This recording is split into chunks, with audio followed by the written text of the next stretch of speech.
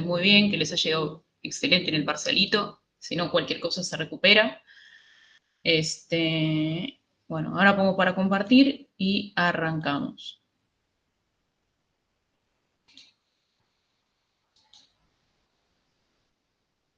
No se va a ver ahora el chat, así que nada. Después cualquier cosa contesto todas las dudas juntas. Si es por chat, si no, por favor habiliten el micrófono o que alguien más lea lo que pusieron. Bueno, dicho esto, sin más preámbulos, arranco. Estamos. Bueno, vamos a ver esta clase, algoritmos de ordenamiento. Bueno, para hacerlo más participativo, ¿alguien me quiere decir qué significa ordenar? ¿Qué idea intuitiva tienen o lo que sea? Los escucho.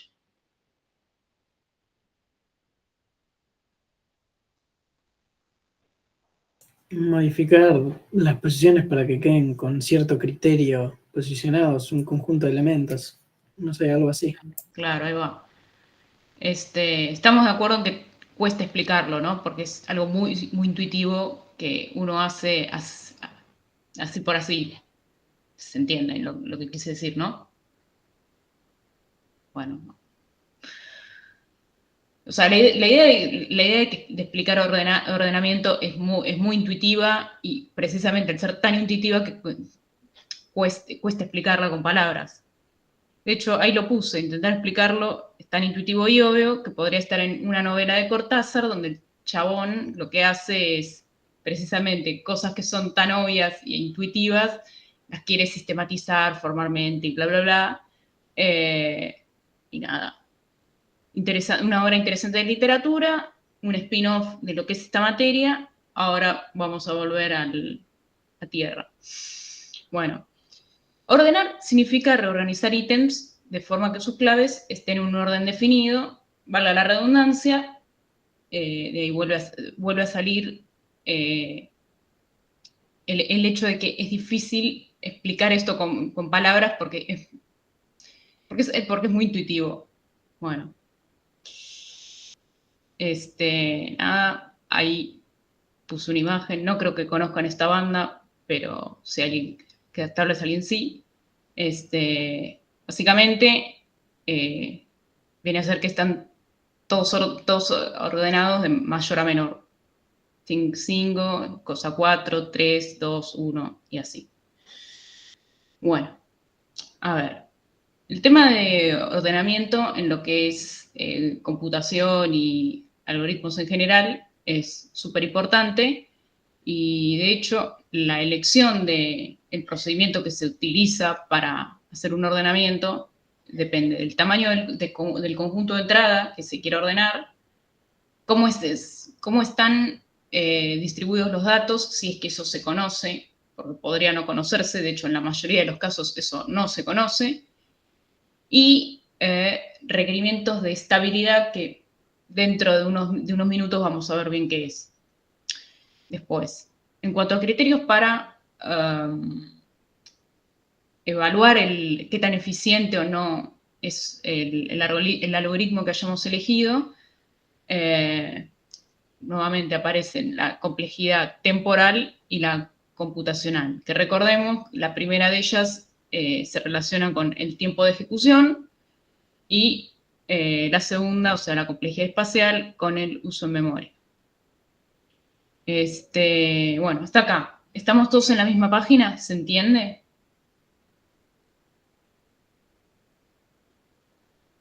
Sí, sí. Dale, bárbaro. Bueno, sigo. Cualquier cosa, saben, me paran, me dicen, che, no se entendió, repetilo, te enroscaste mucho, dedícate a otra cosa. Pero bueno, sigo. Avanti.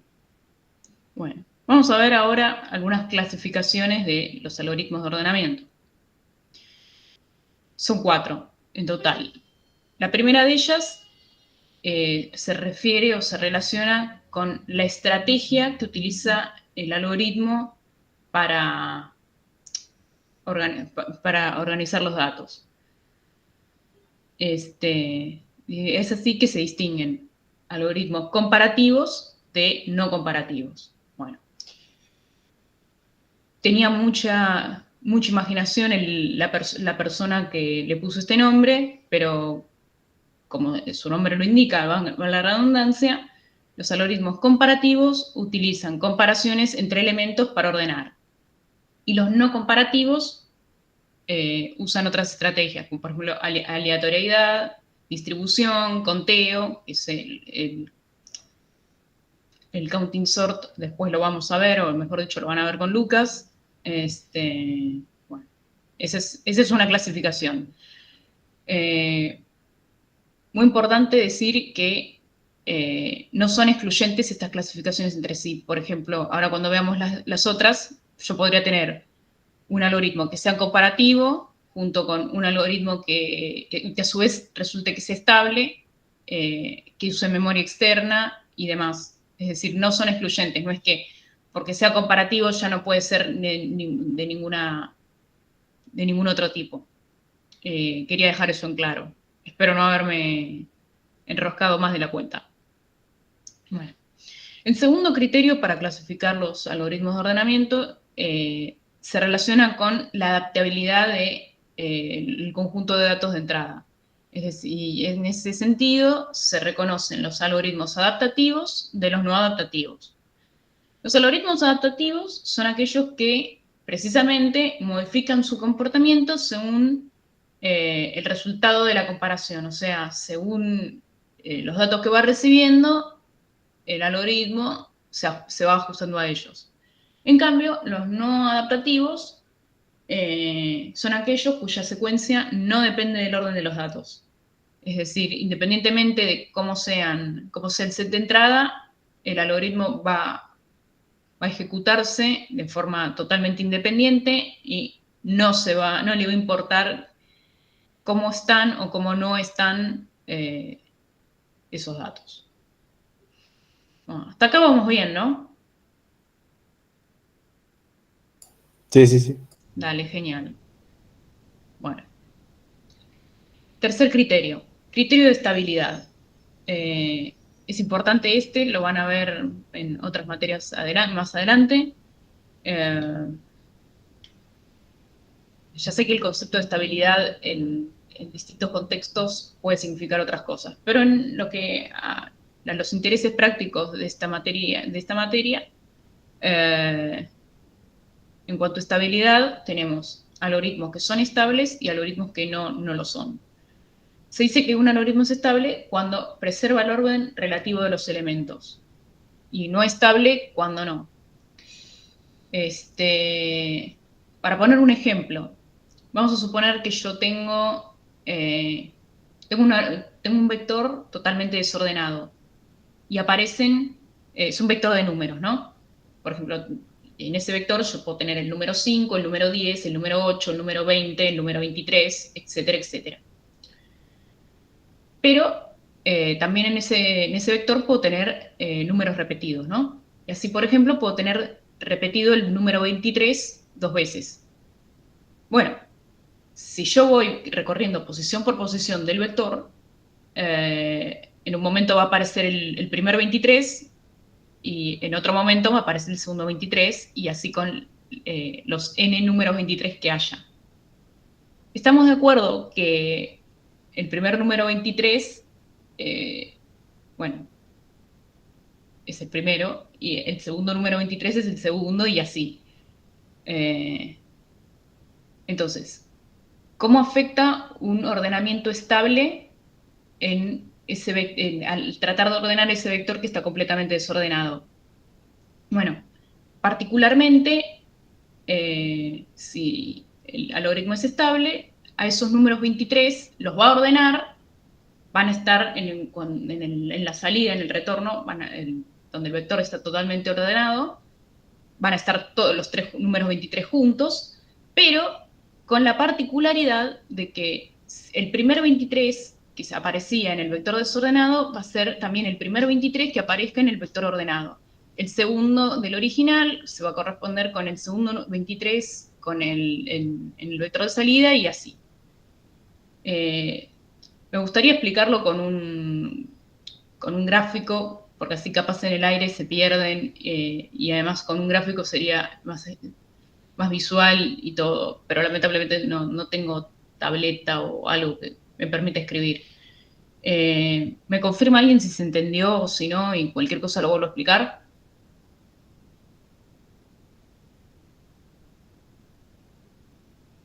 Si no, sigo.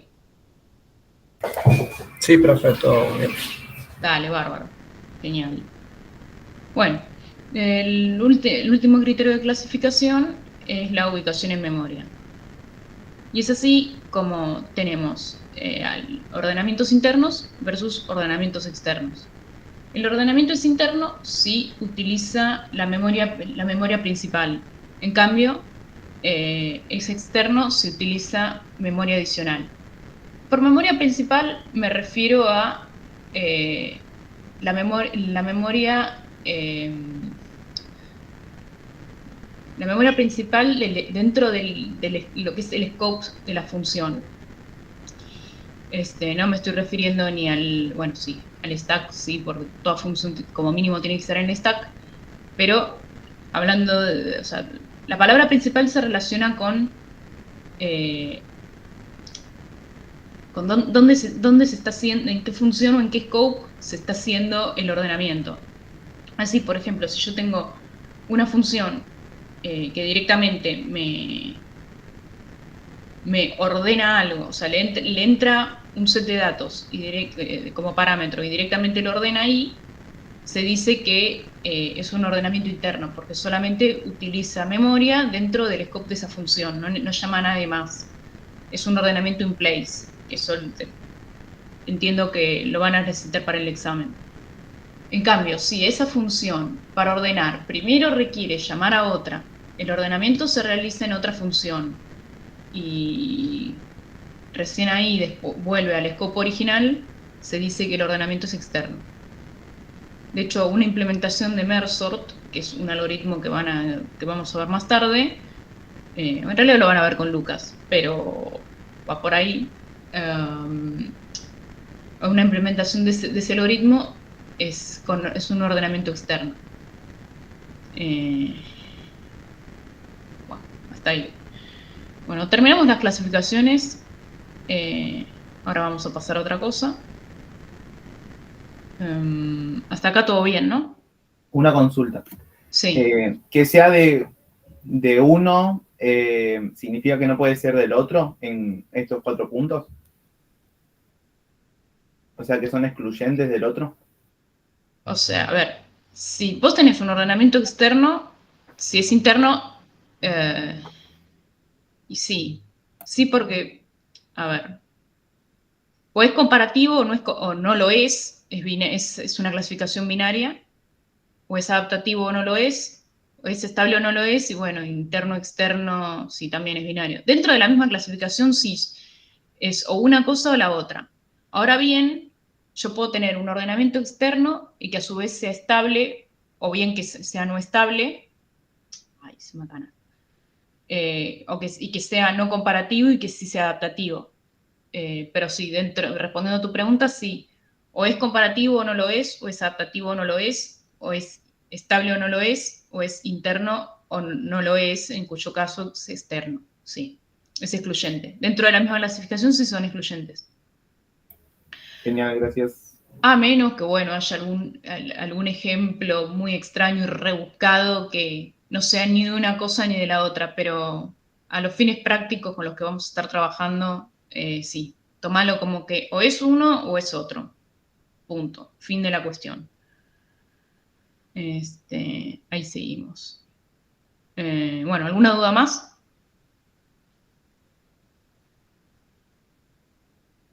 Ok, bueno, seguimos. Bueno, veamos algunos de estos algoritmos. Pero antes, vamos a repasar qué es divide y conquista, o también llamado divide and conquer en inglés. O bueno, divide y reina, otro sinónimo de la frase en español. Bueno, ¿alguien me quiere decir qué es divide y conquista?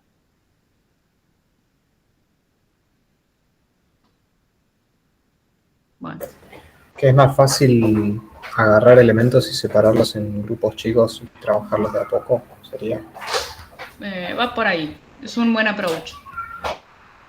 Les voy a tirar una pequeña pista.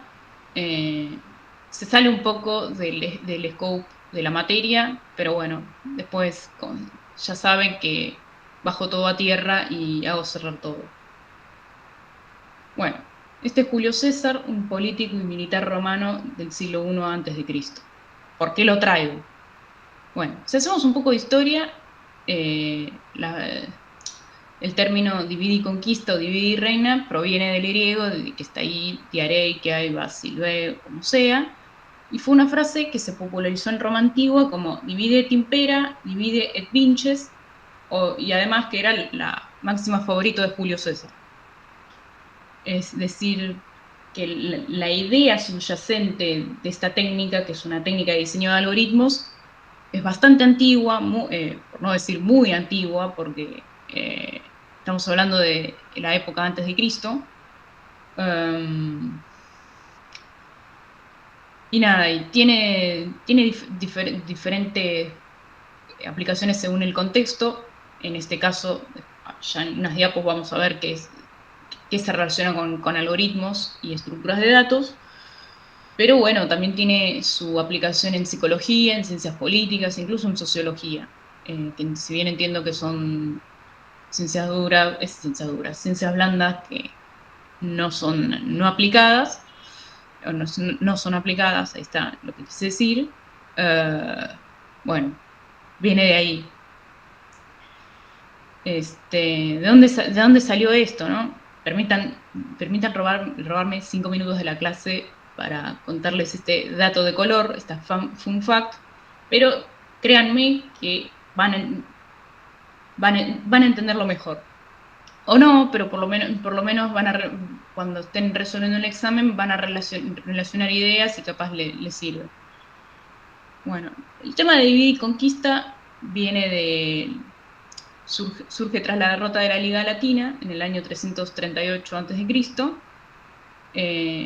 Se quedan conformadas 30 ciudades a las cuales Roma tiene que gobernar sin permitir nuevos levantamientos. O sea, tiene que sublevar 30 ciudades sin que ninguna le arme historia, le arme bardos. Entonces, ¿cuál fue la estrategia para ello? ¿Qué hizo?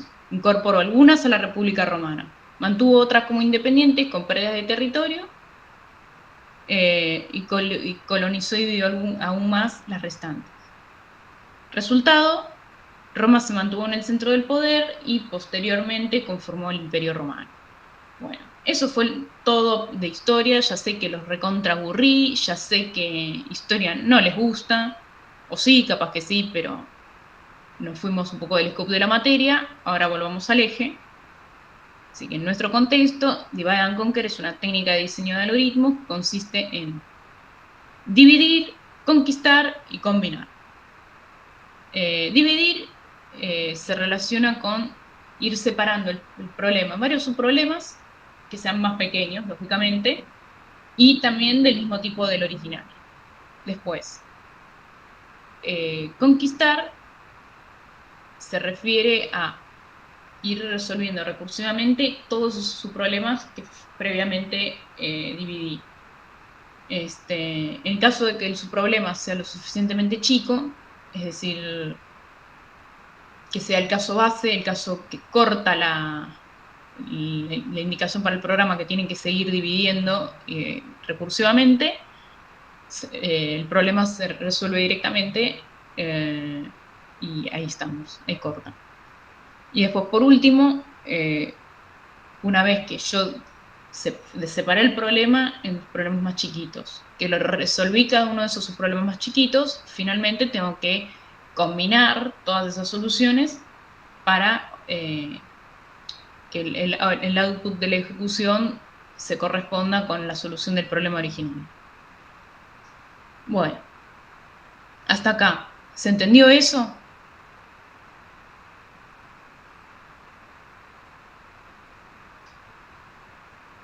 Sí, ¿no? Sí, profe.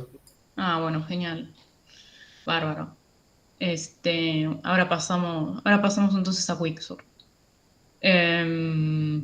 Sí, ya sé que los aburrí con historia, perdónenme, pero soy una aficionada, así que nada. Pero créanme que cuando estén resolviendo el examen capaz, en una crisis de nervios, recuerdan la anécdota que les conté de Julio César y de cómo incorporó 30 ciudades al imperio, a la República Romana para que no se les sublevaran, y capaz se imaginan cómo pueden resolver algún problema. Bueno,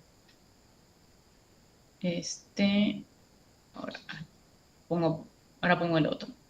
Sí, la idea original era que era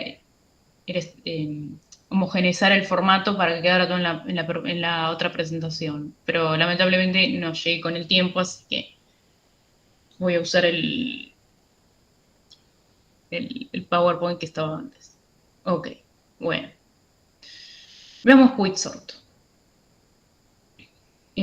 Como su nombre lo indica, es un ordenamiento rápido.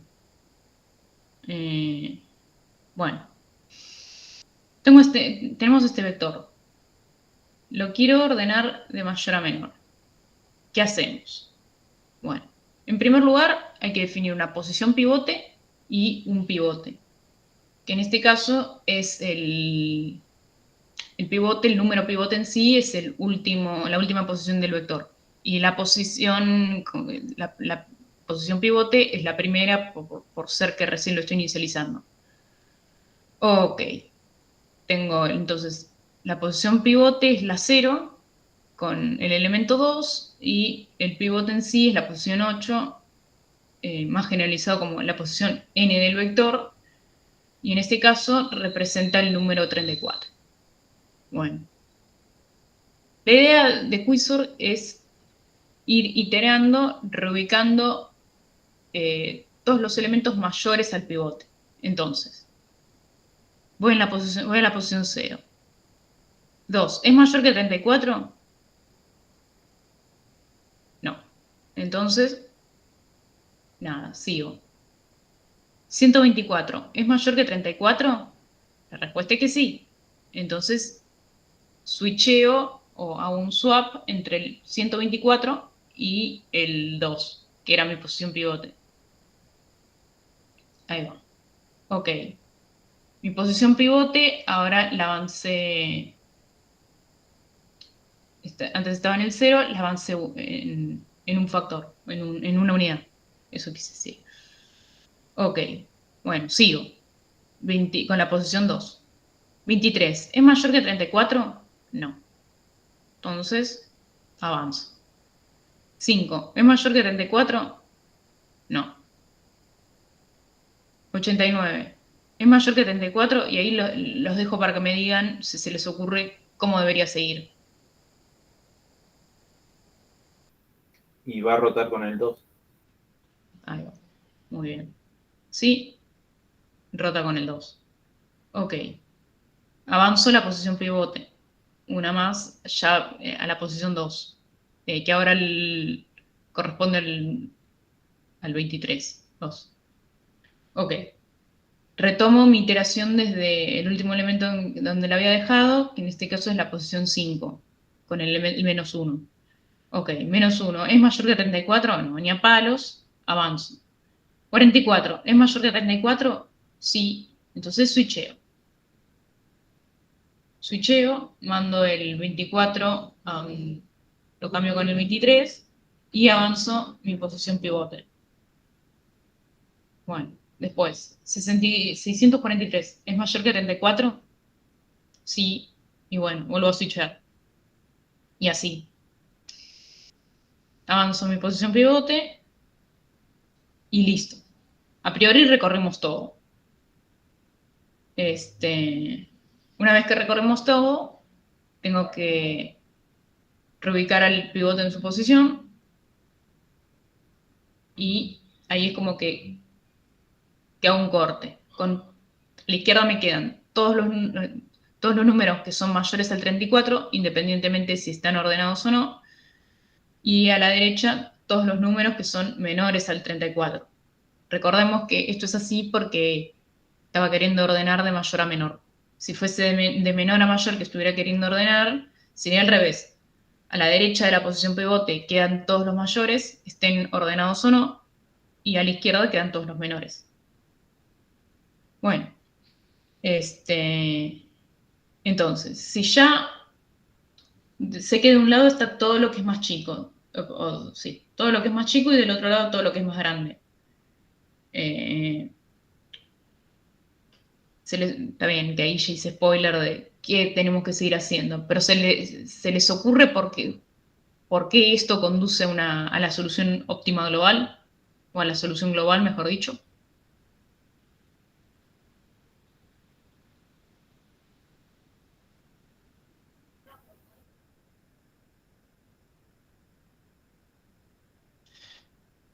Gente, me preocupa un poco su silencio. ¿Se entendió esto? Cualquier cosa lo vuelvo a explicar. Sí, ahora, o sea, vos tu vector completo lo vas a dividir en el número que vos comparaste anteriormente, o sea, el 34, lo vas a poner en el medio, porque en el medio sí hay elementos y la misma cantidad de elementos a los dos lados. Pero vos Sí, al ahí tener va. a toda tu izquierda los elementos mayores a ese, ahora vos tenés que ordenar ese vector. Exactamente, exactamente, sí. Sí, porque, o sea, yo cuando hago la primera pasada, voy ordenando localmente, pero no globalmente. A ver, vuelvo un poco para atrás. O sea, a medida que fui iterando y pasando de aquí y de allá, fui haciendo un ordenamiento, pero fue un ordenamiento relativo. No fue que de una agarré, hice una pasada y me quedó todo ordenado. No, no, fue relativo y respecto al 34. Hasta que cambié después el 34, que era el último, con la posición hasta donde había avanzado el pivote, y yo sabía que hasta ahí, ese tipo, que el pivote era como mi posición de corte. Todo lo anterior era mayor, independientemente de si estuviera ordenado o no, que muy probablemente no esté ordenado, a menos que sea un vector muy especial, pero bueno, son casos especiales, como su nombre lo indica. Y después, del otro lado, sé que tengo todo lo menor, pero otra vez, no está ordenado. Entonces, de ahí que tengo que aplicar recursión para, precisamente, procediendo de la misma forma, ir ordenándolo. Bueno, ¿algún comentario más? ¿Algo que quieran decir? Porfa. Me hace bien escuchar su feedback, me hace bien para saber si sigo, si no sigo, o qué. Todo bien, creo. Ah, bueno, bárbaro. Cualquier cosa ya saben, si no se entiende un pomo lo que estoy queriendo decir, me paran, me piden que lo vuelva a explicar 500 veces, no hay drama. Ok, bueno, ahora, como dije antes, tengo que aplicar recursión. Ya establecí el primer corte del vector, entonces ya lo tengo dividido en dos partes, a la izquierda y a la derecha. Ok, bueno. Y otra vez, hacemos lo mismo que antes. Mi posición pivote es el 0, mi pivote en este caso es el 643, que es la última posición del mini vector que me quedó a la izquierda del 34. Entonces digo, 124, ¿es mayor que 643? No, sigo. 89, ¿es mayor que 643? No, tampoco, sigo.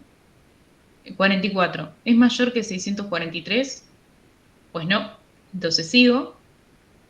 Y otra vez, terminamos de recorrer. Entonces, cambio el pivote con la posición pivote, que en este caso era, no hubo modificaciones, no, así que era la primera del vector. Ok, entonces, a la izquierda me quedan los números que son mayores del 643 y a la derecha los que son menores. Pasa que justo 643 es el primer elemento del vector, entonces ya está ordenado. Se dio justo en este caso, ¿no? Podría no estarlo y tener que ser necesario que haya que recorrer todo.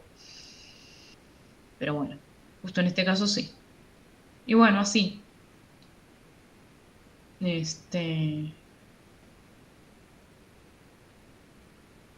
Entonces, tengo ordenado el... Bueno, me parece, no, cometí un... O sea, me hice lío yo. Porque vi 89, 44, me olvidé del 124 ahí, perdonen, me equivoqué. Era para ver también si estaban atentos, ¿no? Que veo que no, veo que los perdí un poco porque nadie me dijo que el 124 con respecto al 89, o sea, que esto así no está ordenado, ni a palos. Bueno, lo cual me preocupa un poco porque veo que estoy embarrando la cancha más que explicar. ¿Dónde se quedaron? ¿O qué pasó? O, por favor, digan algo.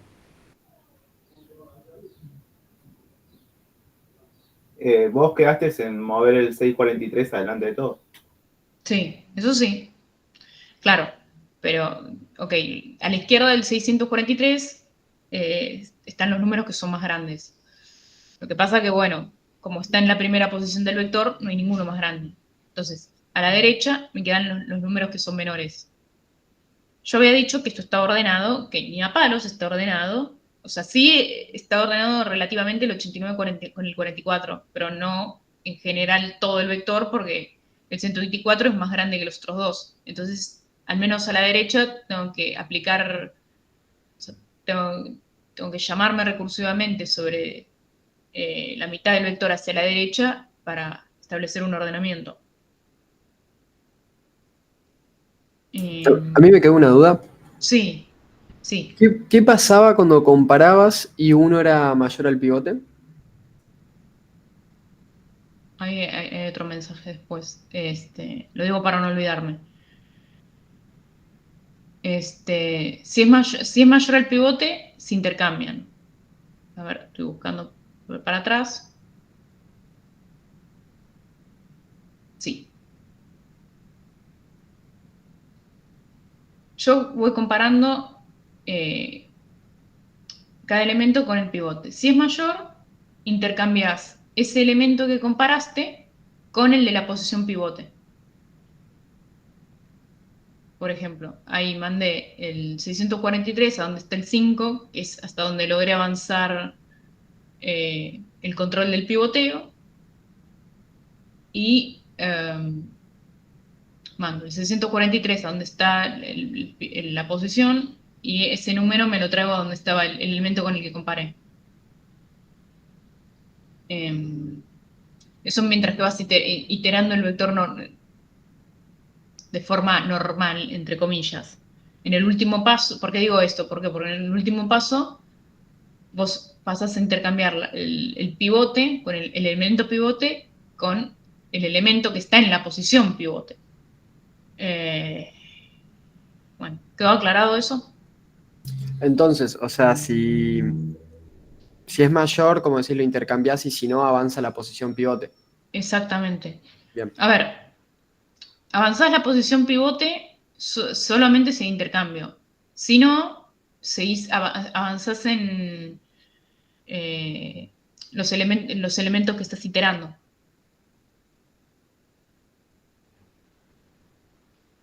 Vamos de vuelta. Yo tengo Es el como, 600... Sí, es como si tuvieras otra posición auxiliar en realidad. Y vas exactamente. avanzando esa posición auxiliar. Exactamente.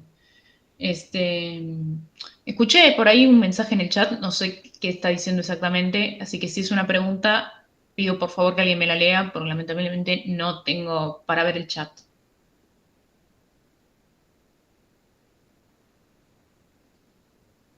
No, creo que no es una pregunta. Ignacio, perdón. Sí. Sí. Ignacio había dicho si solo seguía hasta la mitad. No, seguís. Por cada pasada de por cada pasada en el vector que seas, ya sea si es el original o si es alguno de los recursivos, vos tenés que iterar sobre todo el vector, sobre el tamaño n que tenga ese vector. El tema de la mitad lo haces solo al final para saber con qué otros vectores pasás a llamar recursivamente la función. Espero que haya quedado un poco más claro.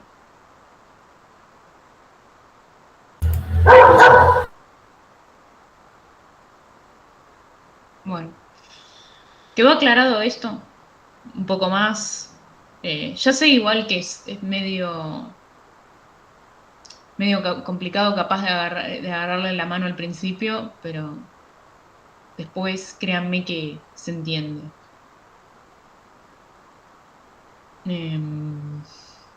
Bueno, seguimos. ¿Alguna duda más? Hablen ahora o callen para siempre. No, mentira.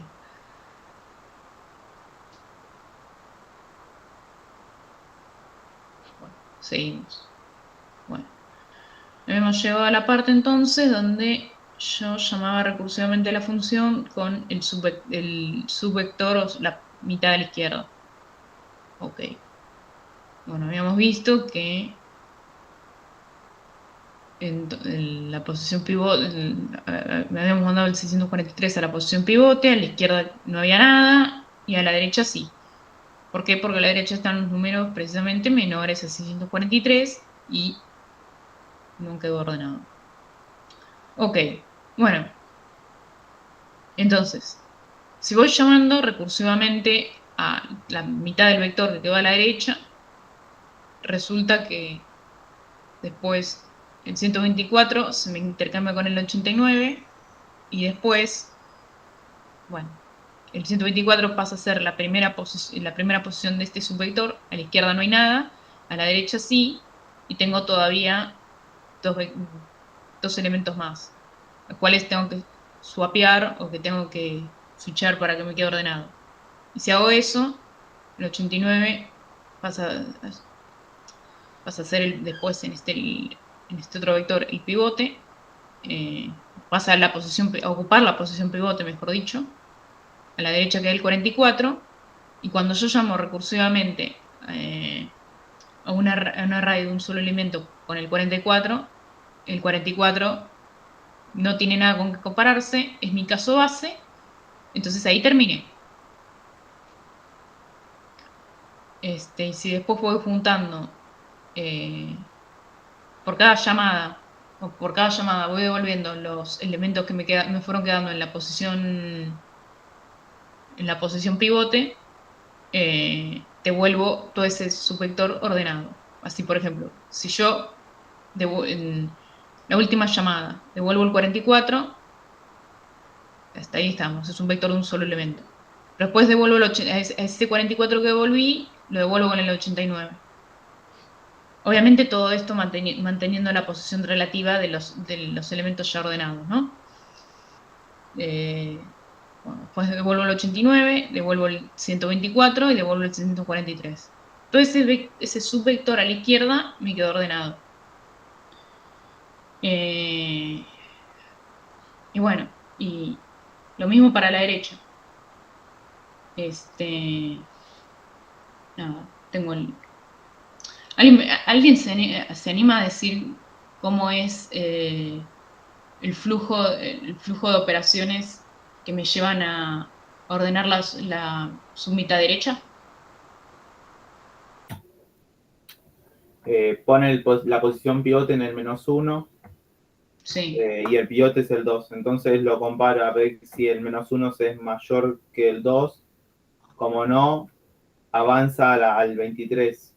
claro, El auxiliar, exactamente. digamos. Sí, Ve si el 23 es mayor que el 2. Sí, entonces cambia el 23 con la posición pivote, con el elemento de la exactamente. posición pivote, o sea, con el -1, pone el 23 adelante, el -1 atrás. Ahora la posición pivote va a ser el segundo elemento, o sea, el -1 de vuelta. Y avanza al 5. Compara el 5 con el pivote, o sea, con el 2. Es mayor cambia el 5 con el -1, o sea, con la posición pivote. La posición pivote avanza con el -1 y avanza el elemento a comparar hacia el 2. Bueno, me imagino que ahí hace como que la posición del auxiliar es el mismo que el pivote, Claro, sí, y está bien. ahí rota el 2 con el -1. Claro, exactamente. Y después, como el 2 era por último, hace el intercambio, como vos decís, rota el 2 con el -1. Como el 2 era el pivote original, agarra el 2 y a partir de ahí, para la redundancia, parte el vector a la izquierda y a la derecha. ¿Por qué? Porque a la izquierda del 2 está todo lo que es mayor y a la derecha, en este caso, todo lo que es menor. Y ahí se vuelve a llamar recursivamente. Entonces, a la izquierda que me quedó el 23 y el 5. Bueno, hace la comparación. 23 y 5 está. 5 queda a la derecha, 23 a la izquierda. Y después, como a la derecha del 2 solo quedó el -1, ya está. En mi caso base, devuelvo eso. Y cuando después, o sea, devolví el -1, que eso salía directamente del 2. Y después cuando llamo a la otra suma, o sea, cuando te vuelvo a devolver los resultados de las llamadas sobre el vector de la izquierda, resulta que devuelvo el 5 y el 23. Y bueno, y cuando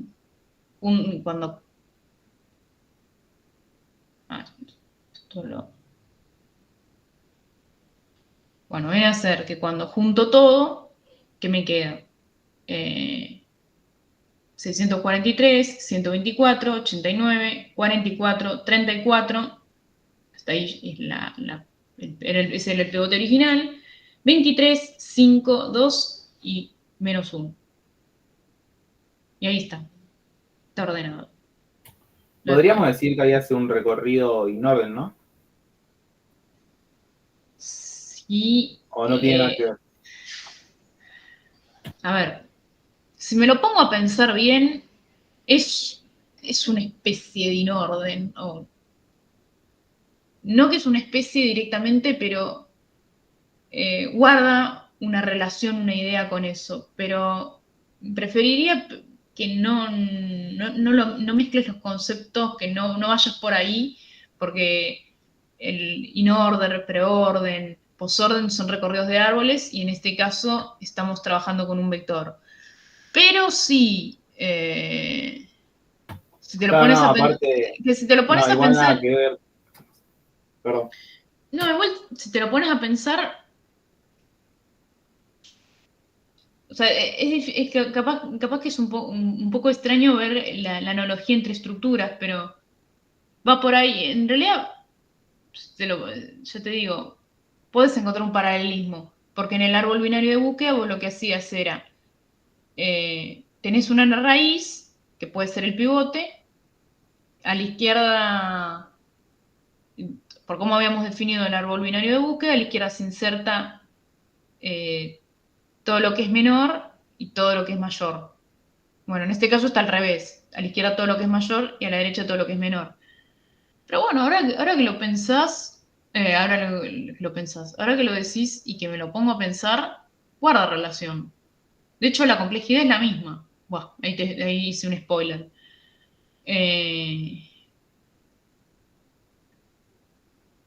O sea, la complejidad de recorrer un árbol binario, bueno, no. De insertar o de eliminar cosas en un árbol binario era log de n. Y esto va por lo menos en el caso promedio, va por ahí. Pasa que como también, como estás trabajando en un vector y después tenés que adicionar el costo de juntar todo ese vector, se te rompe la complejidad logarítmica. Bueno, pero ahora que lo veo bien, sí. Te diría que sí, que guarda relación con árbol binario de búsqueda. No sé si tanto con el recorrido que me mencionaste, pero sí, que guarda relación, sí. Pero bueno, capaz que es un poco fulero, un poco extraño de ver la relación así, sobre todo con el recorrido. Pero sí, te doy la derecha con la forma de diseñar la estructura de datos. Bueno. ¿Algún comentario más? ¿Algo que quieran decir antes de que pasemos a explicar algunas cositas más de Quicksort?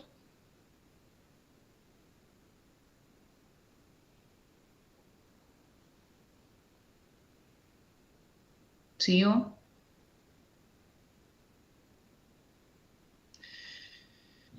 Bueno. Hemos dicho esto quedó ordenado. ¿A alguno se le ocurre qué complejidad tiene Quicksort? O de n al cuadrado, creo. Bueno, sí. En el peor caso, sí. Está bien. Sí, porque... Pero generalmente creo que no llega a 0 n al cuadrado, con peor caso, muy peor caso. Claro, sí. Bueno, en el peor caso, ¿qué pasa? Tenés que... O sea, viene a ser que recorres este vector por primera vez, hiciste n pasadas. Y después tenés todo tan desordenado que tenés que hacer n pasadas de acá y otras n pasadas de acá con todos los vectores. Así que sí. Eso, profe, puede ser que suceda si el vector está exactamente al revés, ponele como lo querés ordenar vos. Me parece que sí. Claro. Es como pasa con el árbol, que en el peor caso también Sí, es O de n, pero igual es más sí, práctico. exactamente. Bueno, como Claro. dijimos hasta hace un minuto, sigue la misma lógica que un árbol binario de búsqueda. Sí, lo que capaz más raro de ver, eso de los recorridos, pero sí, es la misma lógica de un árbol binario de búsqueda. Eh, bueno, en el peor caso dijimos O de n cuadrado, que está bien. Y en el caso promedio, lo estuvimos charlando un poco.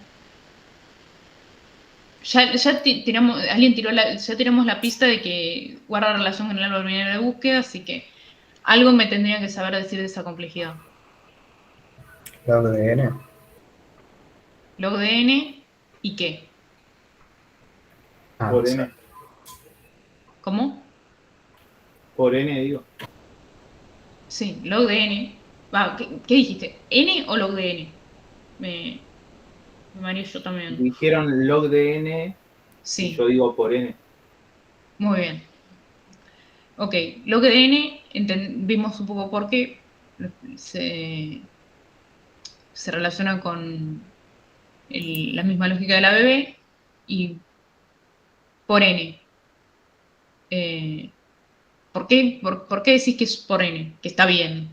Sí. Y porque vos, al menos en el primero, mayormente, a ver, vas a recorrer todo el vector. Sí, es verdad que recorres todo el vector, pero esa n, más allá de que recorres todo el vector, te representa tu costo de combinar cada una de estas soluciones chiquitas que fuiste devolviendo en el caso base, o mejor dicho, es el costo de combinar todos tus elementos que están en la posición pivote de cada uno de tus vectores. Así, por ejemplo, o sea, el hecho de splitear el vector e ir ordenándolo, eso es log de n. Pero por cada uno de esos vectores que vos ya hayas spliteado, vas a tener que devolver devolver el elemento que está en la posición pivote. En este caso es el 0, perdón, la posición pivote es el 0 y el elemento es el 643. Después vas al segundo y devolves el 124. Al tercero, yo hablo de tercero en tercer nivel, por así decirlo. Espero que se entienda. Después devolves el 89. Y después, el último de todos, devolves el 44. Ok, ya ahí te llamaste con toda la submitad izquierda del pivote original, que era el 34. Devolves el 34. Vas a la submita derecha. devolvés el 23, devolvés el 5, devolvés el 2 y devolvés el -1. Eso es n. ¿Por qué? Porque por cada vector tenés una posición pivote. Y como spliteás tantas veces como llamadas recursivas hagas, necesitas precisamente esa cantidad de elementos. Y ahí sale el n. ¿Se entendió eso? Me hice mucho lío para explicar. O sea, ordenarlo sale log de n, pero al devolverlo es la n. Claro. O sea, la realidad es que por cada vector ordenado que tenés, vos tenés que ir devolviendo un elemento, el elemento de su posición pivote. Y bueno, si vos pensás como que tenés n vectores ordenados y por cada vector tenés que devolver uno, eso es n.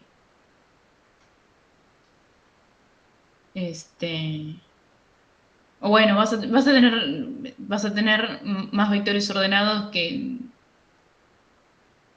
tu vector original, claramente. Pero por cada uno vas a tener que devolver algo. Bueno,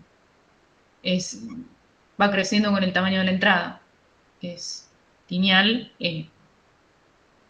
Y bueno, y eso se multiplica con ese costo de devolver o combinar, se multiplica con tu costo de ordenamiento, que es el log de n. Y ahí n log de n. ¿Quedó claro eso?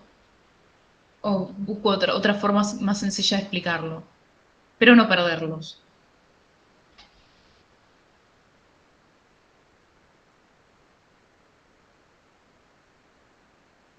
Bueno, sumo que quedó claro. Si no, cualquier cosa me dicen. O bueno, también después de la clase, cualquier cosa me escribe por Discord, no hay problema. Trataré de ver los mensajes lo antes posible. Bueno, ya vimos complejidad, vimos que en el peor de los casos, Quicksort es O de n cuadrado, en el caso promedio es n log de n. El caso promedio se puede analizar con el teorema maestro. Y por último, en cuanto a clasificaciones del algoritmo, ¿alguien se anima a decirme cómo clasificaría a Quicksort según los criterios que vimos? Al menos algunos, no es necesario que me digan de todos. ¿Se les ocurre? Si no, ahora debatimos en breve.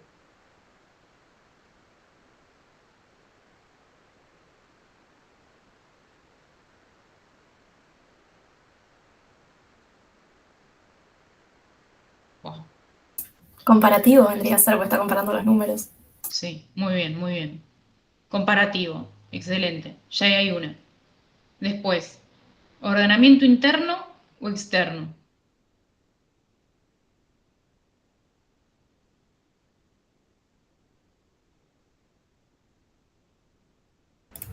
Están diciendo en el chat in place. In place, muy bien. Ya tenemos dos. Tenemos que es un algoritmo comparativo, ordenamiento in place. Y después, a ver si a alguien se le ocurre. En cuanto a estabilidad, ¿les parece que esto puede llegar a preservar el orden relativo de los elementos o no en absoluto? No en absoluto. ¿Por qué no? Porque El orden, a ver, cambiando ojo, el orden, todo, no sé. no, ojo. El orden, que preserva el orden relativo el orden relativo, ojo, de los elementos. A ver, me enredo, me quiero explicar, quiero aclarar y oscurezco. ¿Cómo sería por ahí? El orden relativo de aparición de los elementos.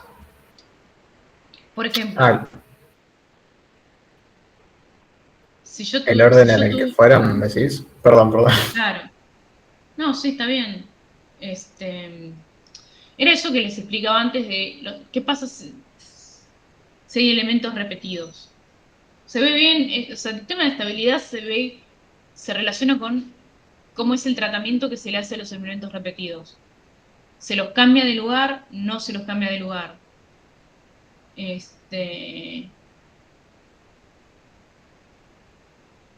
entonces, vamos a suponer que yo ahí tuviera en lugar de un 23 un 5.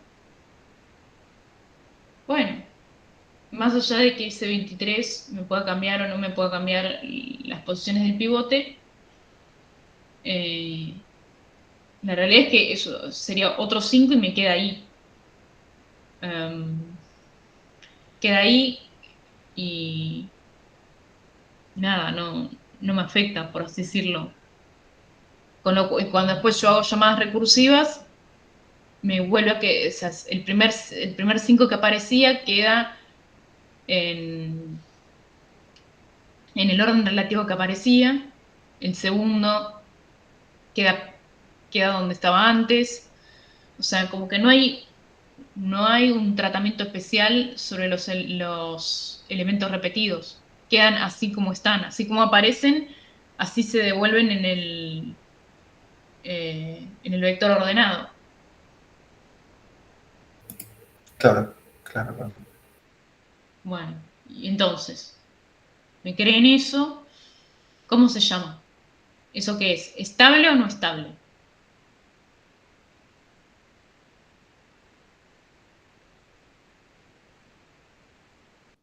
Y sería estable, ¿no?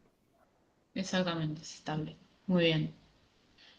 Bueno, esto me dice que tengo que ser un poco más clara en la presentación porque mm, me parece que me enrosqué más de la cuenta. Eh, Así que bueno, cuando se las pase, eso va a ser en lo breve, en breve. Voy a ver de hacer alguna aclaración sobre el tema de estabilidad, así no los mareo y les sirve para estudiarlo, para tenerlo de ayuda a memorias. Bueno,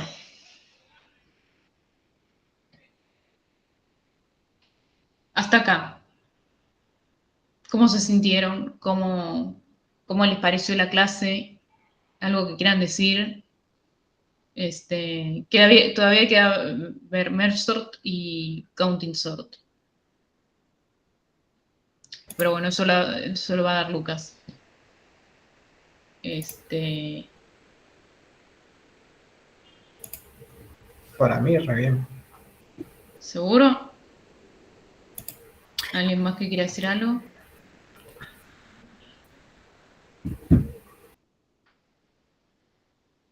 Bueno, si no hay más preguntas, ahí ya pasamos con Lucas.